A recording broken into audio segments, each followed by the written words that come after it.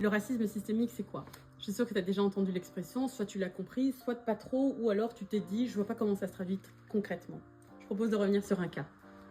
Ici, en Belgique, en 2023, une aide ménagère se rend dans un domicile et lors de sa visite, elle est agressée verbalement et physiquement par un homme qui lui reproche tout simplement d'être une femme noire et de vouloir travailler. Donc, lors de ce passage dans cette maison, elle est agressée et suite à ça, cet homme, 3 ans plus tard, il est condamné. Il est condamné pour coups et blessures et aussi, et c'est là que ça devient un peu plus particulier, pour injonction à la discrimination. Et ça, c'est la première fois que ça arrive en Belgique. L'agresseur raciste est condamné, mais en somme, ce n'est qu'un élément du système. Le système qui est celui du racisme systémique. D'une part, on a une agence, d'une part, on a des clients, et d'autre part, on a des travailleurs. Les clients vont donner comme injonction à une agence, ici il s'agit de titre-service, mais c'est le même cas dans le cas par exemple des agences immobilières ou encore des agences intérim, comme injonction de ne pas envoyer des personnes qui sont non blanches.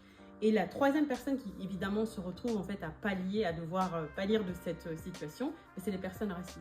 Et donc concrètement, ça va produire comme effet de se retrouver dans une discrimination à l'emploi, au logement concrètement, et aussi dans un troisième temps en fait un pouvoir d'achat qui va être impacté. Vous dites pouvoir d'achat qui est impacté, vous dites précarité. Vous dites précarité, vous dites plus de probabilité par exemple aussi de s'ouvrir de problèmes de santé. Donc c'est là concrètement, c'est ici on est face à un cas concret de qu'est-ce que c'est qu'un racisme systémique.